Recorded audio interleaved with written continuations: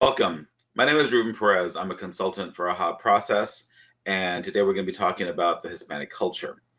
The things going on with the Hispanic culture are sometimes misunderstood because people don't often talk about the hidden rules and some of the things that go on between one group and another, especially if the norms and the values of each group differentiate from each other or they manifest differently, even though they have the same values. Sometimes when I do presentations on the Hispanic culture, if I don't have, if I have not established everybody in a listening position, and I just say simple things like, well, Hispanic families really value family. And somebody will go, well, we value family too. And it's not about that one group values something that another group does not. It's about how it manifests differently, or how it's spoken about differently, or how it appears to be different. And therefore, when you focus on the differences instead of the commonalities, it becomes something that's difficult to understand as to how that possibly can be the same thing, when in actuality it is. So as we're going to move on, one of the things that I've discovered is that when people discuss issues of diversity, or sensitivity training, or all these other trainings where we talk about different groups as far as culture or race or religion, is that our conversations tend to go in one of two directions. They either are an inch wide and a mile deep, which means they get very, very lodged into something with great depth, which usually is where a lot of the arguments happen, because you start to hit people's nerves and core beliefs, and people aren't ready to listen up until we get to the period. They interrupt a thought before anybody really gets into the multiple layers of the onion of any one conversation.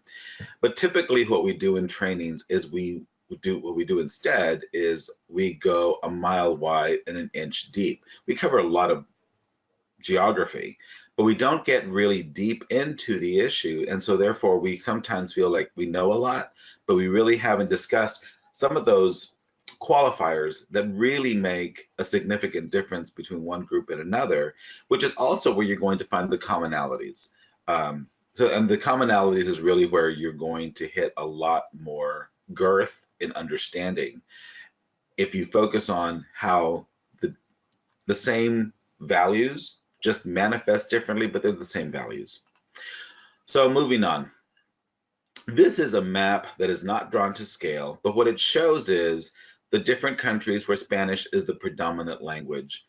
So one thing I want you to focus on is how many of these are considered third world countries versus first world. Now, I understand that first world, second world, third world is not a economic term, it's more of a political term, but people understand it, so I use those terms. The economic term is developing versus developed country.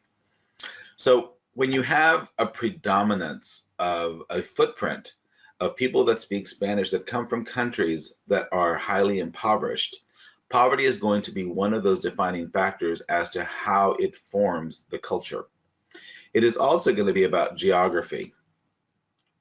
So there are 22 countries and U.S. territories. 18 are developed, 18 are developing, 4 are developed. And the significance of that is how migration for any reason from either to and fro, how it affects our expectations of what people are supposed to do. When people from a third world country or a developing country come to the United States, it's a completely different experience than when someone from a developed country goes into a developing country. So regardless of your language, if you come from the United States, a developed country, you've already got an understanding of commerce, you've already got an understanding how business works for the most part. If you're somebody who's coming from a developing country to a developed country, if you don't have a formal education, you can sometimes stereotype yourself as less than your environment, and therefore it's harder for you to integrate with society. Somebody from a developed country who goes into a developing country has experienced some level of economic success or economic understanding to where that in and of itself gives you the courage and the ability to at least try to communicate with people, even though there's a language difference. So just the moving alone from the two different experiences causes a different reaction to your environment. When you come from a developing country into a developed country, you tend to have a very strong population that stays in hiding, does not integrate, does not mix in with everybody else, and looks for more people that look like themselves, sound like themselves. In a developing country, you are more secure, or a developed country, you are more secure oftentimes. So meeting people who are different than yourself is not as intimidating. This is a map that I cannot seem to update. I found it from 2010, but I've not seen one updated since. But it still holds a tremendous lesson here. So this is population by literacy, or the percentage of literacy given geography. And the one thing I want you to see is this: the closer you are to the equator, the less literate people are, and that is true around the world. So on the other half of the globe, it's also true. And part of the reason is that when you are closer to the equator, you have a larger growing season. So you have an agrarian society. When you have an agrarian society, my kindergarten terms for this is that the closer you are to the equator, you have an outdoor culture.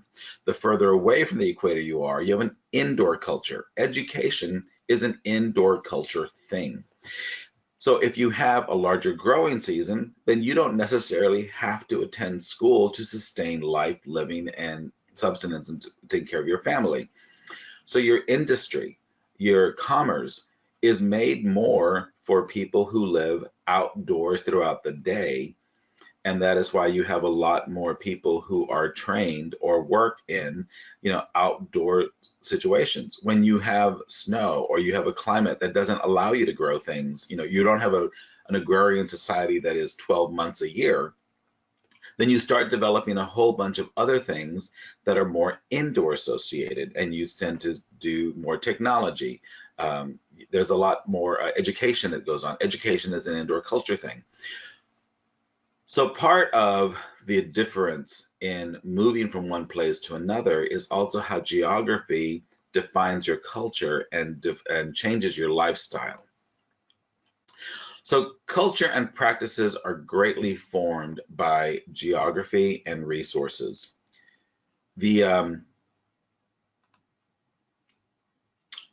So in this continuum that I made, I divided people who moved to the United States into 6 different groups. Now, I didn't think about this when I first did this little chart, but as I've been doing presentations, people of immigrant parents or grandparents or any descendants of immigrants have all said this is the exact same pattern that we have experienced. This is not about a Hispanic thing. This is about anybody that moves from one country to another. So their first generation American is not the people who were born in the United States. It's people who move into the United States. So now, depending on your age, for example, if you moved to the United States when you were 2 years old, your reality is that you're probably not going to remember where you're from. So you're going to act more like a native born US citizen. So it's age dependent and also experience dependent. So for the most part, people who move to the United States are either undocumented, they're documented, or they're naturalized. People who are born here, the sons and daughters of the immigrants, are second generation. Their children are third, and so on. So when you look at this, one thing I want to drive home to you is that one experience does not match another. If you're undocumented, you spend a lot of your time trying to keep your head down, not be noticed. You try not to get attention. And there's a lot of stories about children who are undocumented. Their parents are undocumented. And the message at home a lot of the times is don't get noticed, keep your head down, be silent. And so these children go to school and they either have one of two reactions. So they either shut down and really try to keep it quiet because they don't know where to draw the line, where healthy and unhealthy begins and ends. So they just quiet all the way around. or the tension of being told not to do anything, not to get any attention, creates havoc emotionally, and they respond to it. So I've heard several stories from several presentations where people have told me that some children who've gotten on the honor roll at school, they get their name posted on a bulletin board, or it's announced during the morning announcements, and they're congratulated, they're given a certificate. But that sense of being noticed is heart-wrenching difficult for them because they don't know where to draw the line of being noticed. So therefore, they stop getting on the honor roll because now it's drawing attention to themselves. And they've heard their name announced or it's printed somewhere, and all they know is their parents have told them to keep their head down and keep a low profile. So sometimes asking kids, would you like your name announced? We're going to do that. Or would you like your name on the bulletin board? We're going to do that. Or calling the parents. It's never an easy situation. When you're documented, sometimes you, because of accents, because of language, and because of appearance, you can be treated as if you're undocumented, and it's a very hostile reality. So just from a stimulus standpoint, you can act very much undocumented and only seek people who look and think like you, who resemble you in your practices. You know, but even though you can keep your head up and be more proud out in society, it's the response from society that sometimes keeps you from integrating into other places. That's obviously not everybody's experience, but we're only discussing and we're focusing on the concern areas. When you're naturalized, what you have done is this: you have taken the time to study for a test. You have raised your hand and you declared that you will now be a U.S. citizen, and you've renounced your citizenship from your original the country that you're originally from. The problem with that is that now you live in an in-between era. So the undocumented and the documented can sometimes, and I stress sometimes, look at you and say, why are you forgetting your people? Why do you want to be one of them? Why do you not want to be one of us anymore? Are you trying to be somebody you're not? And so they can become very defensive over their decision to be naturalized. By the same time, people who are from the United States don't necessarily, depending on, again, on appearance, accent issues, and where your geography is telling you, the stimulus response stimulus, you're not really accepted. So you don't really feel as if you belong in one place or another. You're in that in-between place, which we'll get into more in a minute. When you're second generation, you are the child of the immigrant parents.